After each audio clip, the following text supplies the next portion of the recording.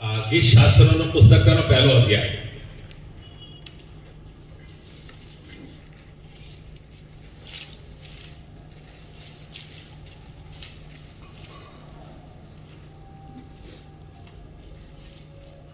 આપણે મોડે હોવો જોઈએ એક અધ્યાય, બહુ સુંદર અધ્યાય છે.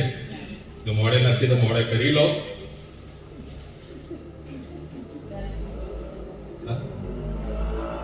ગીત શાસ્ત્ર પહેલો અધ્યાય. યસ.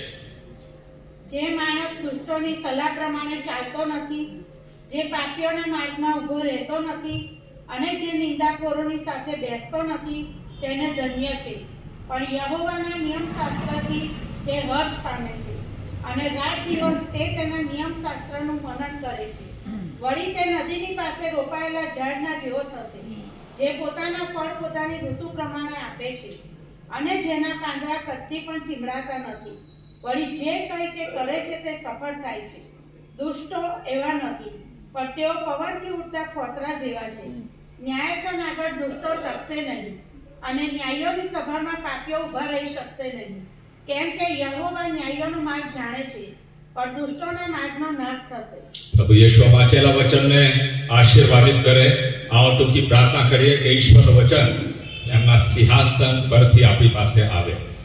પ્રાર્થના કરીએ અને એલન આપણને પ્રાર્થનામાં દોરશે. રાજાના રાજા પદના પ્રભુ ઈશો, આજે સુંદર સંગત પૂરી પાડી છે. હૃદયથી તમારો આભાર માનીએ છીએ. આ જે કંઈ વચન વાંચવામાં આવ્યું છે, આ વચન તમારું છે. તમે અમારી સાથે વાત અને વ્યવહાર કરો. અમારા બિશપ સાહેબને ઈશ્વર, તો બિશપ સાહેબની મુખની વાણી તમે બનો. જ્યારે જે કંઈ બી વચન ઈશ્વર તમે જ્યારે પણ લાવે, આ વચન અમારા હૃદયમાં અને અમારા જીવનોમાં કાર્યરત થાય અને એ દ્વારા ઈશ્વર 100 ગણા ફળ લાવનારા થઈએ. ઘણા આત્મા નાશમાં જતા બચાવી શકે એવું થવાનું. આ વચનને ઈશ્વર તમારા હાથમાં સોંપીએ.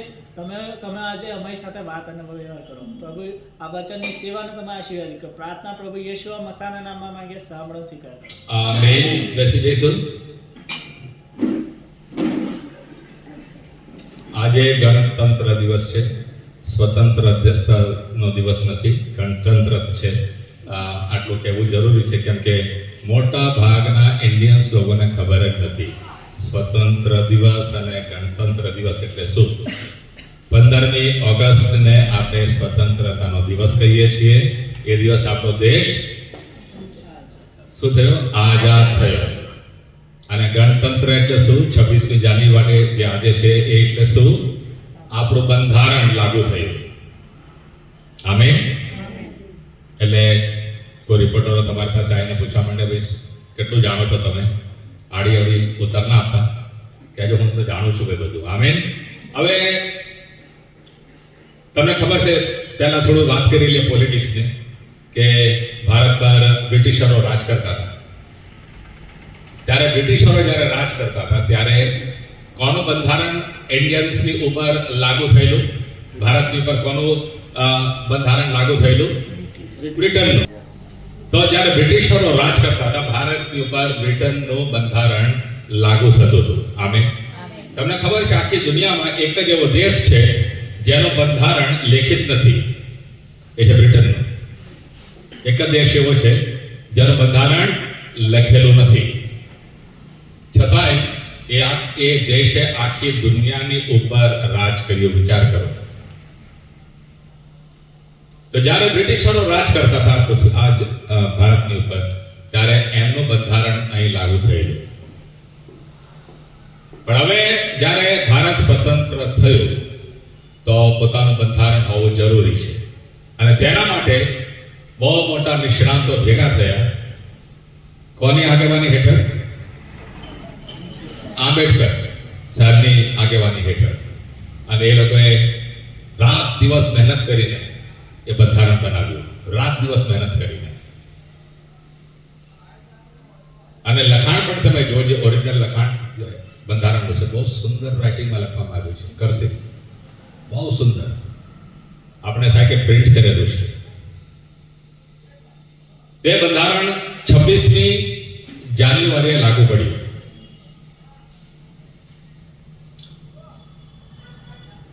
તમારા મારા માટે પણ આ સચ્ચાઈ છે, આત્મિક જીવન માટે.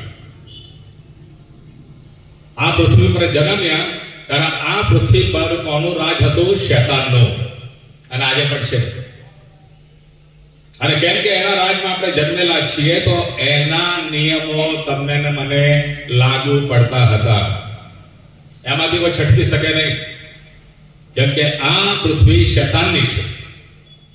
ઈશ્વરે બનાવી, આદમ અને હવાને આપી, આદમ અને હવાએ શૈતાનને આપી દીધી. ત્યારથી લઈને આજ સુધી આ પૃથ્વી શૈતાનના સકંજામાં છે.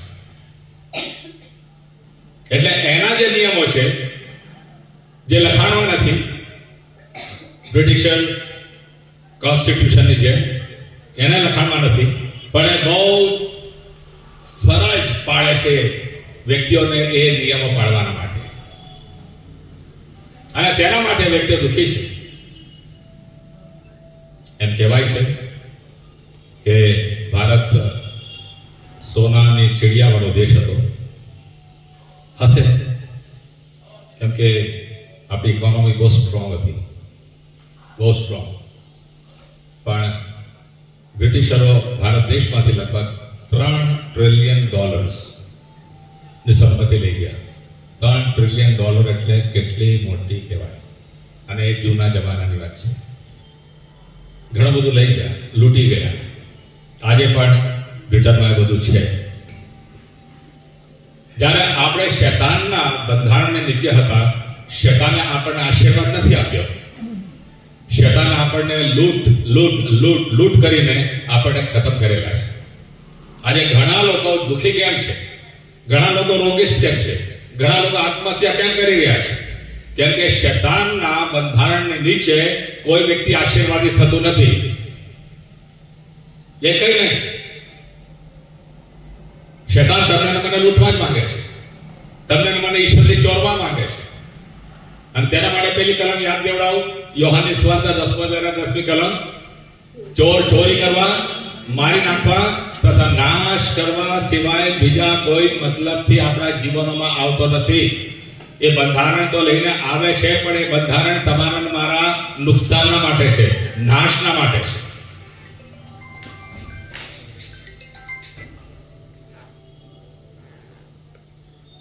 પણ આભાર માનીએ છીએ, તમને ને મને પ્રભુ ઈશ્વર સ્વતંત્ર કર્યા.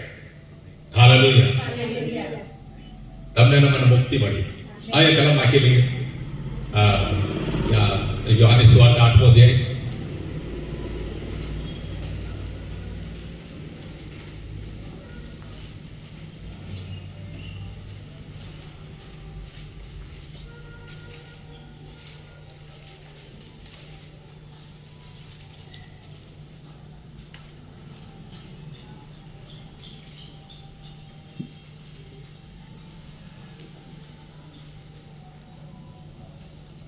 કલમ તમને તમારા મોડે હોવું જોઈએ. 8:36.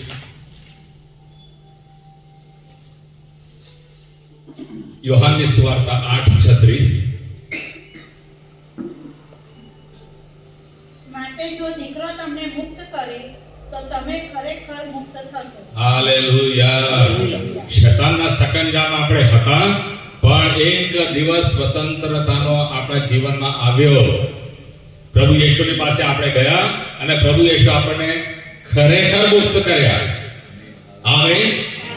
બીજા કોઈની પણ પાસે જાઓ, થોડો વખત લાગશે કે તમને મુક્તિ મળી, તમારું સારું થયું, પણ એ સાચી મુક્તિ નથી. સાચી મુક્તિ આપનાર પ્રભુ યેશુ એકલા છે. હાલેલુયા. જો તમને પુત્ર મુક્ત કરે તો તમે ખરેખર મુક્ત થાવ છો, એ બાઇબલ કહે છે. હાલેલુયા. આપણે આભાર માનીએ છીએ, આપણે સ્વતંત્ર થયા. પ્રભુ યેશુ આપણને સ્વતંત્ર કર્યા. કોના સકંજામાંથી સ્વતંત્ર કર્યા? શૈતાનના. આમેન. શૈતાનના સકંજામાંથી મુક્ત કર્યા આપણને. ભારત સ્વતંત્ર થયો 15મી ઓગસ્ટે, પણ હજુ કશું અધૂરું હતું, હજુ બાકી હતું. બંધારણ, જે બંધારણ પ્રમાણે આ દેશ ચાલે. તમે ને હું પણ પ્રભુ યેશુની પાસે આવ્યા ખરા. પ્રભુ યેશુ આપણને મુક્તિ આપી, આપણને સ્વતંત્ર કર્યા. પણ હવે બંધારણ તમારા મારા જીવનમાં ઈશ્વરનું આવવું જરૂરી છે. આમેન. સ્વતંત્ર થઈ ગયા એટલે બહુ મોટું કામ નથી થઈ ગયું. એ કામ અધૂરું છે. કામ સંપૂર્ણ ક્યારે થાય છે? જ્યારે બંધારણ આપણા જીવનમાં આવે, આપણા જીવનમાં લાગુ થાય, એ પ્રમાણે કરતા થઈ જઈએ ત્યારે સાચી સ્વતંત્રતા કહેવાય. આપણું પોતાનું બંધારણ જ્યારે ભારતમાં લાગુ થયું ત્યારે સાચો ભારત દેશ ઉભો થયો. અને આજે આટલા બધા વર્ષો એ બંધારણની ઉપર ચાલી રહ્યો છે આ દેશ.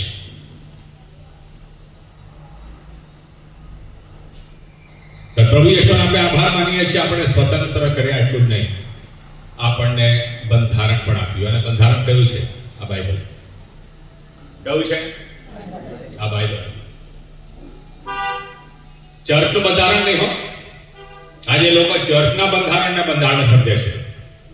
મેથોડિસ્ટ વાળા કહે છે અમારું બંધારણ, સેના વાળા કહે છે અમારું બંધારણ, પેન્ટિકોસ્ટલ વાળા કહે છે અમારું બંધારણ. અરે બધું બંધારણ નકામું છે. આ સાચું બંધારણ છે જે ઈશ્વરે તમને મને આપ્યું છે. આમેન. તમને મને સ્વતંત્ર કરીને આ બંધારણ આપ્યું છે તમને મને. આ ગણતંત્રના દિવસે આ બંધારણ માટે આપણે આભાર માનીએ કે પ્રભુ યેશુએ તમને મને રખડતા રખડતા છોડી નથી દીધા. શેતાનના હાથમાંથી છોડાવીને તમને મને ભટકતા નથી મૂક્યા. તમને મને બંધારણ આપેલું છે. હાલેલુયા.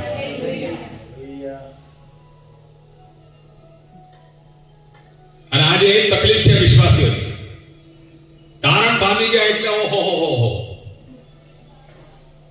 સ્વતંત્ર થઈ ગયા ને. હવે સ્વતંત્રતા એટલે શું? મનમાની કરવી, પોતાની ઈચ્છાથી જીવન જીવવું.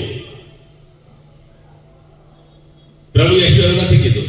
પ્રભુ યેશુએ એમ કહ્યું, ઓ વૈથરું કરનારો તથા ભારથી લદાલાઓ, તમે સગડા મારી પાસે આવો, હું તમને વિશ્રામો આપીશ. એ વાત તો સાચી છે. પછી શું લખેલું છે? મારી ઝૂંસરી તમારી ઉપર લો. એ ઝૂંસરી શું છે? આ બંધારણ છે. આમેન. આમાં જે લખેલું છે એ તમારે પોતાના જીવનમાં લાગુ કરવું જ પડશે. તો તમે આશીર્વાદિત થશો. તો જ તમે ખરેખર શૈતાનના હાથમાંથી મુક્ત થયેલા ગણાશો. ખ્રિસ્તમાં આવ્યા પછી પણ જો જગતિક નિયમો આપણા જીવનમાં લાગુ હોય તો અફસોસ છે. તારણ પામ્યા તો કઈના આપણે વતની બની ગયા? સ્વર્ગના વતની બન્યા. ક્યાંના બન્યા? તો પૃથ્વીનું બંધારણ હવે આપણને લાગુ પડતું નથી. આમેન. પૃથ્વીનું બંધારણ લાગુ ક્યાર સુધી પડતું હતું? જ્યાર સુધી આપણે તારણ નહોતા પામ્યા. હવે આપણે તારણ પામ્યા છીએ એટલે સ્વર્ગના હકદાર થઈ ગયા, સ્વર્ગના નાગરિક થઈ ગયા. સ્વર્ગના નાગરિક થઈ ગયા તો સ્વર્ગનું જે બંધારણ છે એ તમને ને મને લાગુ પડે છે. એ જે બાઇબલ છે. હાલેલુયા. આમેન.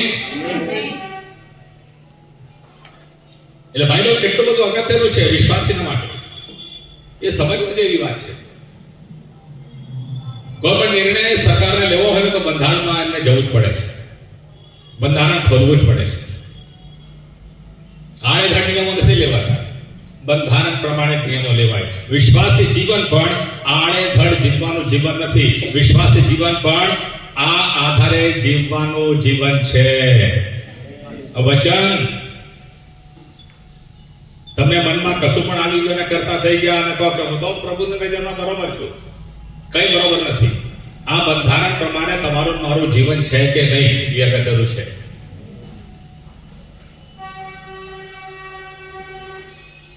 અને આ બંધારણ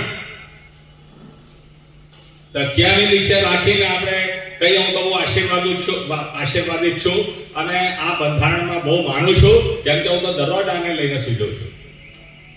એનાથી કોઈ ફાયદો નથી. શું લખેલું છે બીજી કલમમાં? આપણે જોઈએ યોહાને ગીતશાસ્ત્ર પહેલો અધ્યાય. પણ યહોવાના નિયમશાસ્ત્રથી તે હર્ષ પામે છે અને રાત દિવસ તે તેના નિયમશાસ્ત્રનું મનન કરે છે. ગીતશાસ્ત્ર પહેલો અધ્યાય બીજી કલમ. પહેલી કલમ જે છે કે જે દુષ્ટોની સલાહ પ્રમાણે ચાલતો નથી, પાપીઓના માર્ગમાં ઉભો રહેતો નથી, નિંદાખોરોની સાથે બેસતો નથી, તેને ધન્ય છે. હવે આપણે કેમ કે મુક્ત થઈ ગયેલા છીએ, હા, નિંદાખોરોની સાથે નથી બેસતા, જગતિક વાનાઓ આપણા જીવનમાં નથી, આપણે નથી ઈચ્છતા એ બધું, એનાથી આપણે મુક્તિ પામેલા છીએ. આપણે સ્વતંત્ર થયેલા છીએ. આમીન. પહેલી કલમ પ્રમાણે આપણે સ્વતંત્ર થયા છે, પણ બીજી કલમ પ્રમાણે એક બંધારણ આવે છે. તે નિયમ શાસ્ત્રથી હર્ષ પામે છે અને રાત દિવસ તેની પર તે મનન કરે છે. લોકોની સલાહ પ્રમાણે નથી એ કરતો, લોકોની પાસે દોડતો નથી સલાહ લેવાના માટે, અહીં તે ભાગતો નથી લોકોની સલાહ લેવાના માટે. બાઇબલ ઉઠાવે છે અને આ બંધારણનું તે અધ્યયન કરે છે. હાલેલુયા. વિશ્વાસીના માટે સ્વતંત્રતા સાચી ત્યારે જ આવે જ્યારે આ બંધારણ તેના જીવનમાં લાગુ પડે. પણ બંધારણમાં શું લખેલું છે ખબર જ ના હોય તો ફરી પાછો શૈતાન ફાવી જાય, લોકોનો ઇવન વિશ્વાસીઓનો ઉપયોગ કરે આપણા જીવનમાં આપણે ગેરમાર્ગે દોરવા માટે. પોતે બંધારણ ને અપનાવી ના હોય, બંધારણ પ્રમાણે ચાલતા ના હોય, એટલે બીજા વિશ્વાસીઓ પણ ના ચાલે, તેના માટે આવા વ્યક્તિઓ તમારા મારી પાસે આવે અને પેલું તો ખોટું છે ને પેલું ખોટું છે. મેં કીધેલું આ એક વાત કીધેલી, એક વ્યક્તિ ફરિયાદ કરતી હતી, દર વખતે શું ઈસુ ઈસુ ઈસુ કરવાનું, પ્રભુ ના કહેવાય એટલે ચર્ચમાં નથી આવતી. ઈસુનું નામ તો કેટલું બધું લોકોને કાઢે છે ખબર નહીં, કેટલું ખરાબ લાગે છે. ઈસુનું નામ તમે બોલો લાગે આજે ક્રિશ્ચન ઊંચા નીચા થઈ જાય છે. જ્યારે બાઇબલ એમ કહે છે, આ બંધારણ એમ કહે છે, જે કંઈ બોલો યા કરો ઈસુના નામમાં કરો. હાલેલુયા. એ લોકોને નથી ગમતું. એ આપણા ચર્ચની અંદર હતા, એ લોકો અહીં હતા ત્યારે પ્રેઝ યેશુ મસીહ બોલતા હતા. હવે નીકળી ગયા તો કહે પ્રેઝ ધ લોર્ડ બોલવાનું, પ્રેઝ યેશુ મસીહ નહીં બોલવાનું. સાચી વાત કહું છું. હું તો માનું છું આપણા ચર્ચમાંથી નીકળી ગયા તો બંધારણમાંથી જ નીકળી ગયા. એનો મતલબ એ જ થયો હવે અમને ઈશ્વરનું નામ નથી ગમતું. વિશ્વાસી જીવનમાં તમારે અને મારે સ્વતંત્ર થયા એના માટે આભાર તો માનવાનો છે, સાચી વાત છે, પણ વચનને અગ્રસ્થાન આપવાનું છે. આ બાઇબલ ઉઠાવો, વાંચો, તેનું અધ્યયન કરો, આમાં જે લખેલું છે એ જાણો. કેટલો મોટો પ્રીચર દુનિયાને જેને હલાવી દીધું, પાઉલ, જેણે પ્રત્યક્ષ પ્રભુ યેશુને એની સમક્ષ જોયા, કેટલો જોરદાર અનુભવ, કેટલો મહાન સેવક. એમ લખેલું છે જ્યારે તે પ્રીચ કરતો હતો. આવો આપણે જોઈ લઈએ કરા પ્રેરણા કૃત્ય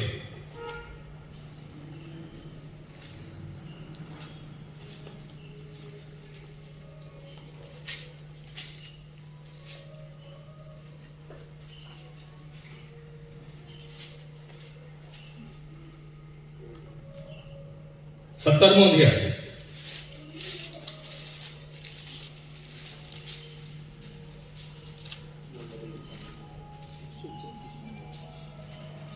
તેને 10 અને 11મી કલમ પ્રેરિતોના કૃત્ય, તેનો 17મો અધ્યાય 10 અને 11મી કલમ. યસ. પછી ભાઈઓએ રાત્રે પાઉલ તથા સિલાસને તરત બરૈયા મોકલી દીધા અને તેઓ ત્યાં આવીને યહૂદીઓના સભાસ્થાનમાં ગયા. થેસાલોનિકાના લોક કરતા એઓ અધિક ગુણવાન હતા, કેમ કે તેઓ પૂરેપૂરા ઉમંગથી સુવાર્તાનો અંગીકાર કરીને એ વાતો એમ જ છે કે નહીં એ વિશે નિત્ય ધર્મશાસ્ત્રનું શોધન કરતા હતા. શું લખેલું છે અહીંયા? પાઉલ જેવા વ્યક્તિને સાંભળ્યા પછી તારણ પામી ગયેલા, બહુ સારી વાત હતી.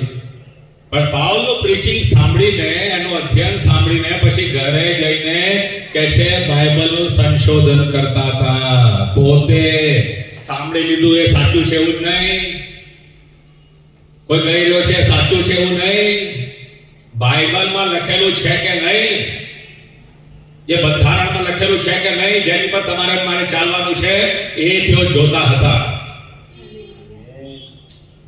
જો વિશ્વાસીઓમાં પણ કેટલા બધા પ્રકારના વિશ્વાસીઓ છે જે લોકો સાંભળીને લખેલું છે કે થેસલોનિકીના લોકો જેવા નહોતા, એવું લખેલું છે.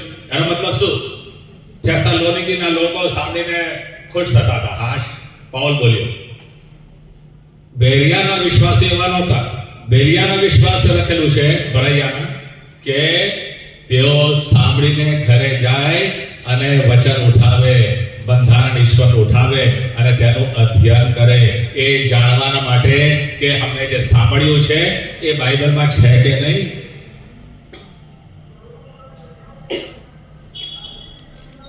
આ બંધારણ ઈશ્વર એમને નથી આપ્યું. તમારે મારે એનું અધ્યયન કરવાનું છે, ઉઠાવીને વાંચવાનું છે.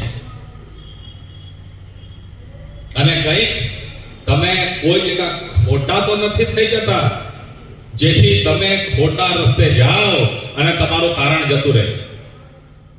હું વારંવાર કહું છું, મારા માટે સૌથી કિંમતી વસ્તુ હોય તો મારું તારણ છે. અને મારું તારણ મારે ગુમાવવું નથી કોઈ પણ હિસાબે. એટલે મારે લોકોની વાત સાંભળવી નથી. લોકો જે કહેતા હોય ગયા ખાડામાં. મારે તો બાઇબલમાં જે લખેલું છે એ મારે સાંભળવું છે, એ મારે જાણવું છે, એની પ્રમાણે મારે કરવું છે કે મારે મારું તારણ ગુમાવવું નથી. હાલેલુયા. મારું તારણ ટકી રહે તેના માટે આ બંધારણ આપવામાં આવેલું છે. તરી કેટલો પણ મોટો સેવક કેમ ના બોલતો હોય, મને પડી નથી. મને તો બાઇબલ કહે છે કે નહીં, બાઇબલમાં છે કે નહીં, આ બંધારણ આપવામાં આવેલું છે તમને ને મને, જેથી તમે હું ઉઠાઈએ, વાંચીએ, તેની પર મનન કરીએ. હાલેલુયા. દુનિયાવી નિયમો પ્રમાણે આપણે જીવતા હતા ત્યારે આપણે શ્રાપિત થઈ ગયેલા, દુઃખી હતા, બંધનોમાં હતા, વ્યસનોના બંધનોમાં. હવે પ્રભુ યેશુમાં આવ્યા છીએ, સ્વતંત્ર થઈ ગયા છે અને સ્વતંત્રતા કાયમ માટેની રહે તેના માટે આ બંધારણ આપવામાં આવેલું છે. હાલેલુયા. જે તમારે મારે વાંચવાનું છે. હવે આ બંધારણ વાંચવાથી જેમ શૈતાનના બંધારણને આપણે અનુસરતા હતા ને દુઃખી થતા હતા ને આપણે શ્રાપિત થઈ ગયેલા, એ રીતેનું બનતું નથી આ વચન વાંચવાથી. આ વચન વાંચવાથી બહુ આપણા માટે લાભ છે. લખેલું છે 3 કલાકમાં. જો તો શું લખેલું છે? વળી તે નદીની પાસે રોપાયેલા ઝાડ જેવો થશે, જે પોતાના ફળ પોતાની ઋતુ પ્રમાણે આપે છે અને જેના પાંદડા કદી પણ ખીમડાતા નથી. વળી જે કંઈ તે કરે છે તે સફળ થાય છે. હાલેલુયા. જે કોઈ બાઇબલ વાંચે છે, મનન કરે છે, જીવનમાં લાગુ કરે છે, તેનું જીવન એ સુકાયેલા ઝાડ જેવું નથી પણ લીલા ઝાડ જેવું છે. તેના પાંદડા કદી સુકાતા નથી અને ઋતુ પ્રમાણે ફળ આપે છે. હાલેલુયા. ઈશ્વરે તમને મને પસંદ કરીને અલગ કર્યા છે, સ્વતંત્ર કર્યા છે એટલે નહીં કે તમે ફરી પાછા પેલા મરેલા ઠૂંઠાની જેમ જીવ્યા કરીએ. આ વચન આપ્યું છે જેથી આની પર આપણે આપણું જીવન ફરીથી જો સ્થાપિત કરીએ, રોપી દઈએ તો જે મોત છે શરીરમાં, જીવનમાં, એ મોત દૂર થાય, જીવન આવી જાય. આપણું જીવન લીલુંછમ થઈ જાય, ફળવંત થઈ જાય, દુઃખ દર્દ બધા દૂર થઈ જાય. હાલેલુયા. આ બંધારણ એના માટે આપેલું છે, આપણા નુકસાન માટે નહીં. હું તો આભાર માનું છું ફેક ચર્ચની અંદર અમુક એવા વ્યક્તિઓ આવ્યા કે જે લોકોને ક પણ નહોતો આવડતો, ભણેલા જ નહોતા. મોટા વ્યક્તિઓની વાત કરું છું. ક પણ ખબર નથી ક એટલે શું. પણ મેં વારંવાર આનું ઇમ્પોર્ટન્સ બતાડ્યું. વચન કેટલું બધું અગત્યનું છે અને વાંચવું જોઈએ. વ્યક્તિઓએ ચેલેન્જ ઉપાડી લીધી, જે લોકો અભણ હતા બિલકુલ જ. ના હવે બાઇબલ વાંચીશું, પણ કઈ રીતે? મેં એમને સલાહ આપી. એક બેન મેં સલાહ આપી તો તમારી દીકરી છે ને કકડિયામાં, એને તમે દાખલ કરીને એને પાર્ટી પર ક લખાવશો. તમે બીજી પાર્ટી લઈને બેસી જાઓ, તમે ક લખો એની સાથે, એ ખ લખે ને આ લખે ને તમે એની સાથે સાથે લખતા થઈ જાઓ. એ ભાષા શીખશે નાની છોકરી તરીકે, તમે મોટી વ્યક્તિ તરીકે શીખો. આજે બેન બહુ સારી રીતે બાઇબલ વાંચી શકે છે. હાલેલુયા. કોનાથી શીખ્યા? પોતાની બેબીથી શીખ્યા, નાની બેબીથી શીખ્યા, પણ શીખ્યા. એક વ્યક્તિને હું જાણું છું જે કદી પણ સ્કૂલે ગયા નથી. પેપર તમે એમને આપી દો તો વાંચી ના શકે, કોઈ ચોપડી આપી શકો તો ના વાંચી શકે, ફક્ત બાઇબલ જ વાંચી શકે છે. અભણ છે પણ બાઇબલ હાથમાં લે છે અને કહે છે પ્રભુ મને કૃપા આપો વાંચવા માટે, અને કડકડાટ વાંચવા માંડે છે.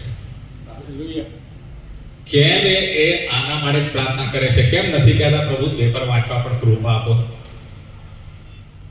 પેપર વાંચવાથી કંઈ કશું ભલું કોઈનું થવાનું નથી, એમાં બધી ગંદકી જ હોય છે. આ વચનમાં જીવન રહેલું છે. હાલેલુયા. આ વાંચવું જ રહ્યું, આ અધ્યયન કરવું જ રહ્યું, કેમ કે તમને ને મને તેમાંથી આશીર્વાદ મળે છે, તમને ને મને તેમાંથી જીવન મળે છે. હાલેલુયા. આટલી ભયંકર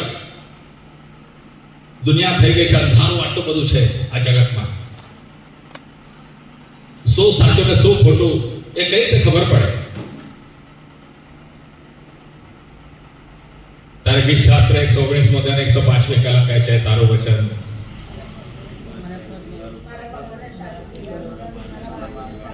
યસ મારા પગોને સારું દીવારૂપ છે, મારા માર્ગને સારું અજવાળારૂપ છે.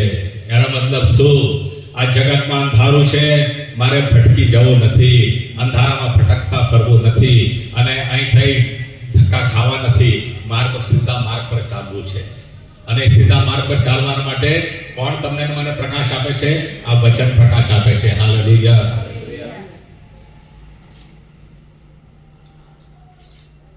કેટલો સુંદર અધ્યાય છે 119મો અધ્યાય. 9મી કલમ શું કહે છે? કોઈ કહેશે પડે છે કોઈને જોયા વગર?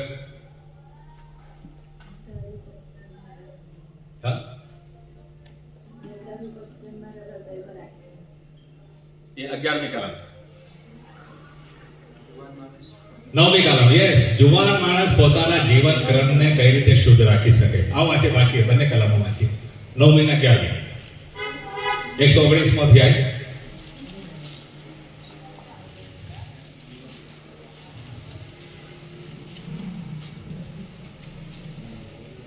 નવમી કલમ. યસ. જુવાન માણસ પોતાનો જીવનક્રમ સાથી શુદ્ધ કરી શકે, તારા વચન પ્રમાણે તેને વિશે સાવધ રહેવા. હાલેલુયા. જેટલા પણ જુવાન છે, આપણામાંનો એક વ્યક્તિ કોઈ વૃદ્ધ નથી, બધા જુવાન છે. બોલો આમેન. ખ્રિસ્ત ઈસુમાં જે કોઈ છે બધા જુવાન છે. આમેન. યસ. 80 વર્ષના થાય તો પણ આપણે જુવાન છીએ, કેમ કે આપણે મરવાના જ નથી, આનંદ કાળ સુધી જવાના છે. તો ક્યાંથી આપણે ઉંમર લાયક થઈ ગયા? આમેન. તો જે જુવાનને પવિત્ર જીવન જીવવું હોય તો તેને શું કરવાનું છે? ઈશ્વરનું વચન હૃદયમાં સાચવી રાખવાનું છે. ફરીથી વાંચીએ 9મી કલમ. જુવાન માણસ પોતાનો જીવનક્રમ સાથી શુદ્ધ કરી શકે, તારા વચન પ્રમાણે તેને વિશે સાવધ રહેવા. હાલેલુયા. અહીં તે ભાગીને નહીં, અહીં રિટ્રીટમાં ગયા ને તઈ કોન્ફરન્સમાં ગયા ને આ જગ્યા પર ગયા ને ત્યાં ગયા એટલે મારું જીવન ક્રમ શુદ્ધ થઈ જશે. ના, આ વચન ઉઠાઈને વાંચીશ, એને હૃદયમાં રાખી મૂકીશ તો મારું જીવન ક્રમ શુદ્ધ થશે. આમીન. અને 11મી કલમ. હું તારી વિરુદ્ધ પાપ ન કરું માટે મેં તારું વચન મારા હૃદયમાં રાખી. હાલેલુયા. તારું વચન મેં હૃદયમાં રાખી મૂક્યું છે. શાના માટે? હું તારી વિરુદ્ધ પાપ ના કરું. તારી વિરુદ્ધ પાપ કરું તો મારો અનંતકાળ ગયો,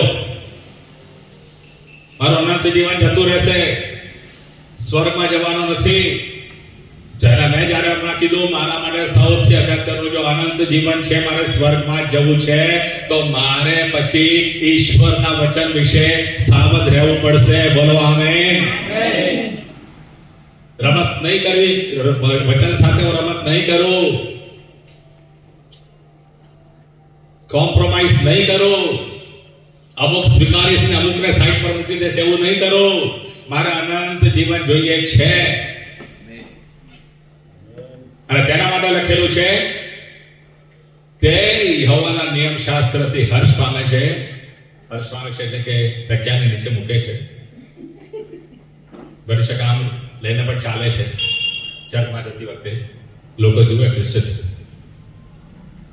ત્યાં અટકી નથી જવાનું. પછી લખેલું છે રાત દિવસ તેની પર તે મનન કરે છે. આમેન. તમારે ને મારે હવે બંધારણ જાણવાની જરૂરત છે. આ અંતના દિવસોમાં વાલા ભાઈઓ અને બહેનો, આટલું બધું જૂઠ ચાલી રહ્યું છે, આટલી બધી બનાવટ છે, આટલા બધો અંધકાર છે. અલગ અલગ ક્રિશ્ચિયાનિટીમાં અલગ અલગ પંથ આવી ગયા છે.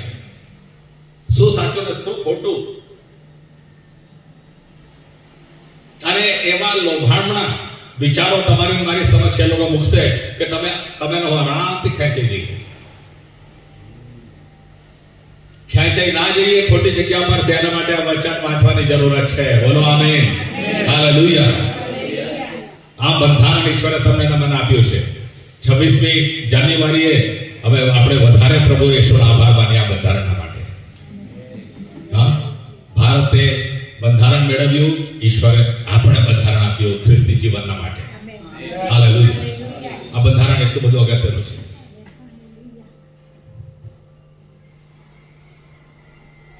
ફળવંત કરે છે આપણને આ વચન, લીલાછમ કરે છે. દરેક વાત આપણે કરીએ તેમાં આપણે સફળતા પામે છે એવું લખેલું છે. અરે આ જગતમાં માણસે શું જોઈએ? સફળતા જોઈએ છે. 15 વર્ષ સ્કૂલના ગાડ્યા, બીજા 3 વર્ષ કોલેજના ગાડ્યા. એ પણ પૂરતું નથી. પોસ્ટ ગ્રેજ્યુએશન કરો બીજા 2 વર્ષ, એ પણ પૂરતું નથી. કોઈ સ્કિલ હવે મળી જાય આપણને જેથી ખરેખર સારી નોકરી મળે, એના માટે કોઈ આઈટી કરશે ને કોઈ બીજું કશું કરશે. સફળતા લોકોને જોઈએ છે તો એ નથી મળી રહી.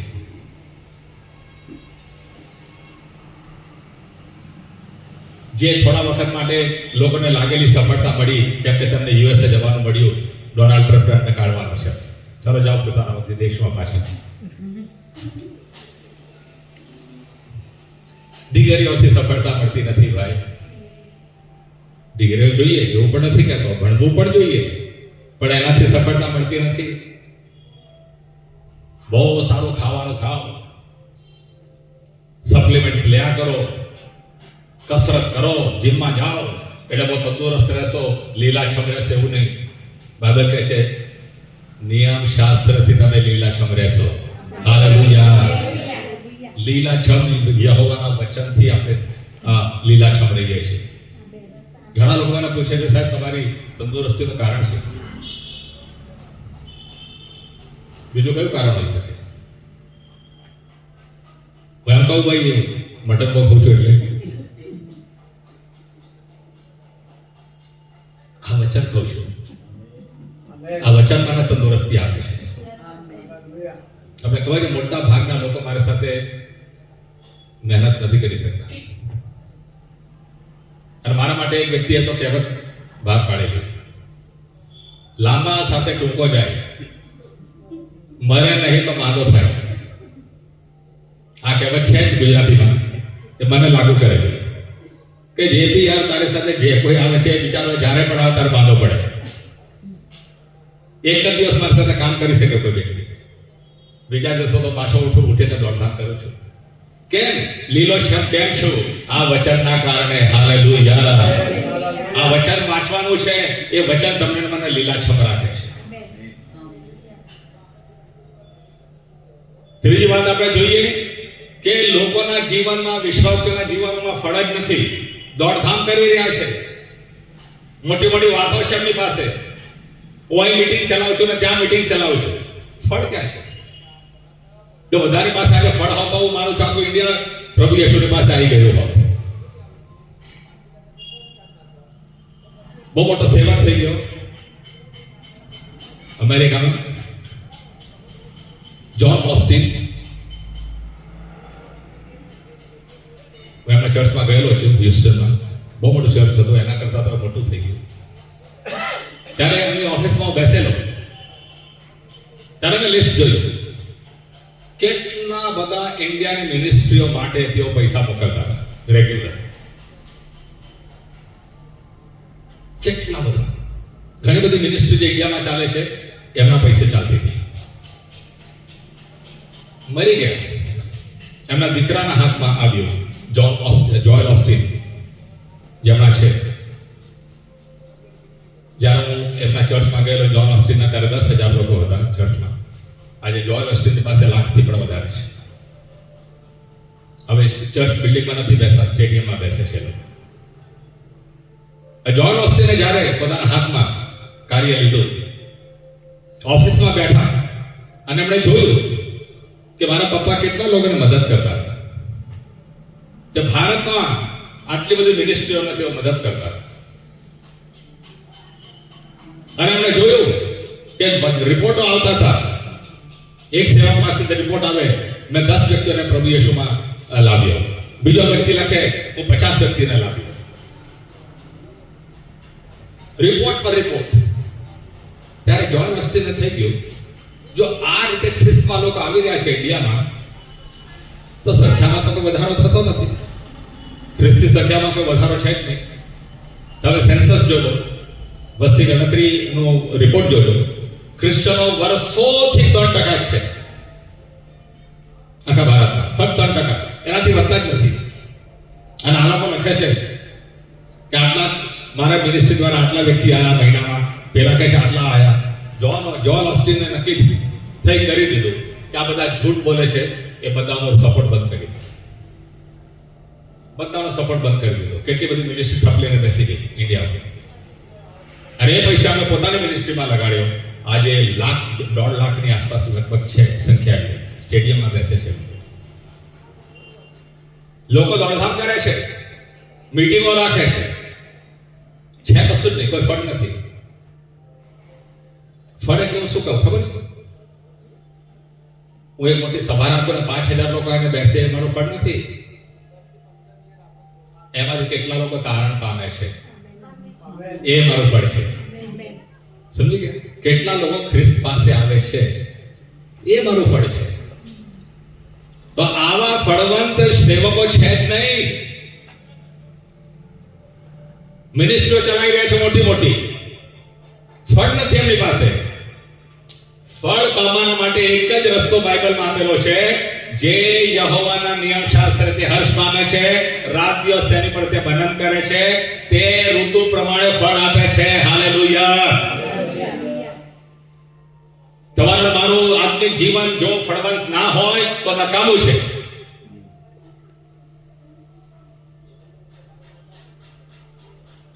વીસ વર્ષ થઈ ગયા, 25 વર્ષ થઈ ગયા, તમારી પાસે એકય ફળ નથી, તો હું એક જ પ્રશ્ન કરીશ તમને, તમે બાઇબલ વાંચતા જ નથી જે રીતે વાંચવું જોઈએ. બાઇબલ વાંચીએ અને તમને મને બાઇબલ ઊંચા નીચા ના કરી દે, એવું બને જ નહીં. બાઇબલ વાંચે ને બાઇબલ તમને આમ ભાર મોકલતા ના કરે તો બાઇબલ વાંચવું નકામું છે. બાઇબલ વાંચીએ તો કશું થાય આપણા જીવનમાં. બાઇબલ વાંચીએ તો આપણે ઊંચા નીચા કરી નાખે. બાઇબલ વાંચીએ તો બાઇબલ આપણે કે બહાર જા અને સુવાર્તા આત્માજીત વાંચી રહ્યા છે. બાઇબલ જેમ પેપર વાંચીએ છીએ, મેગઝીન વાંચીએ છીએ, રાત દિવસ તેની પર તે મનન કરે છે, તે વ્યક્તિનું જીવન ફળવંત હોય છે. હાલેલુયા. અને ચોથી વાત, જે કંઈ તે કરે છે તેમાં તેને સફળતા મળે છે. હાલેલુયા. ખ્રિસ્તી જીવન એ હંમેશા સફળતા વાળું જીવન છે. એટલું યાદ રાખીએ.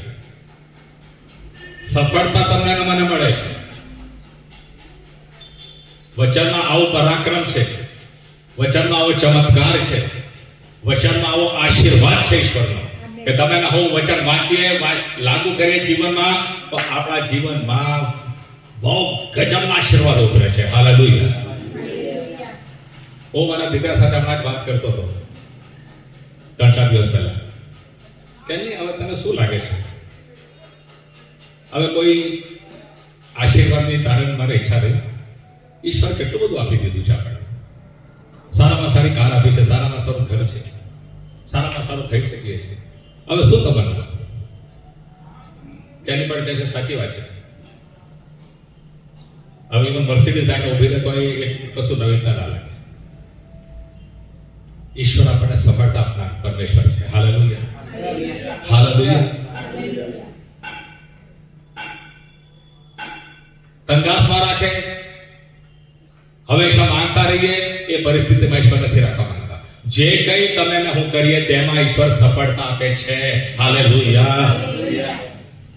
એક નાનો પણ ધંધો કરો તો ઈશ્વર એમાં સફળતા આપે ને આપે. નાની મહેનત કરો, ઈશ્વર એને આશીર્વાદિત કરે ને કરે. મેં 3 બિઝનેસ કરેલા છે. કોઈ એમ કહેતું હોય કે અરે તમને શું ખબર પડે, મેં 3 બિઝનેસ કરેલા છે અને તળેમાં હું ઊંચાઈ પર હતો. જાપાનીઝ કંપનીને, બ્રિટનની કંપનીને હું કોમ્પિટ કરતો હતો. જાપાનીઝ કંપની અને બ્રિટન કંપનીના સેલ્સમેનો, એન્જિનિયરો મારી પાછળ પડતા હતા મારી પાસે ઓર્ડર લેવા માટે કે તમે અમને ઓર્ડર આપી દો.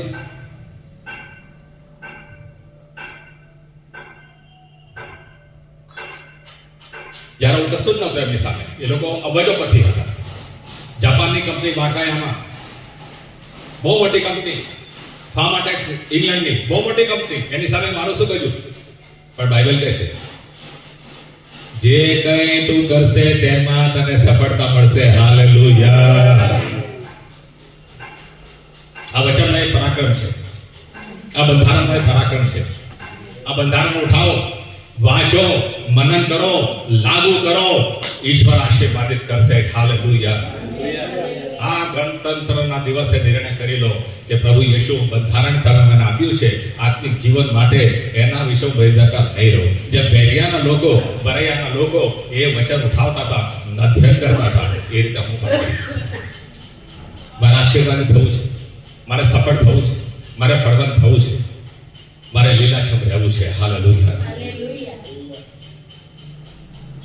એ કેવો વિશ્વાસી ગણાય કે ખ્રિસ્તમાં હતો ત્યારે લબડેલું મોં લઈને ફરતો હતો, ખ્રિસ્તમાં આવ્યા પછી પણ એ જ મોં લઈને ફરતો હોય. ફરક શું થયો?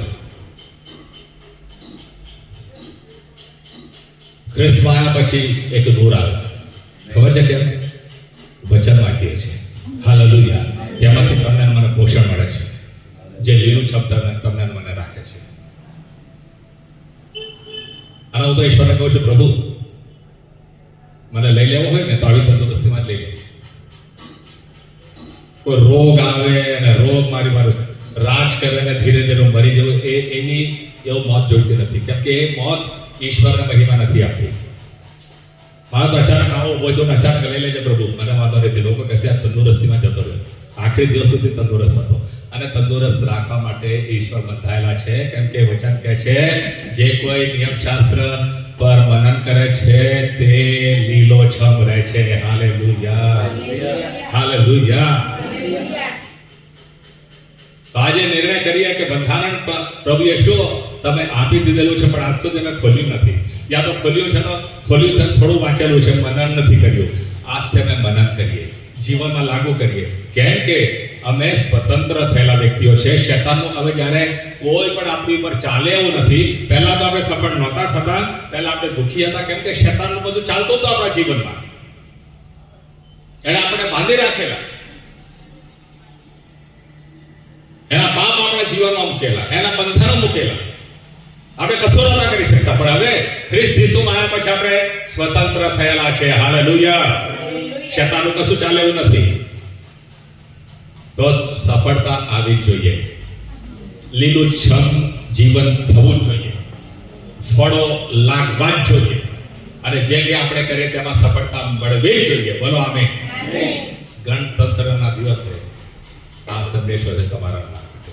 બંધારણ આવી ગયું છે, ઉઠાવો, વાંચો, એની પર મનન કરો. આ બધા ઉભા થઈ ગયા.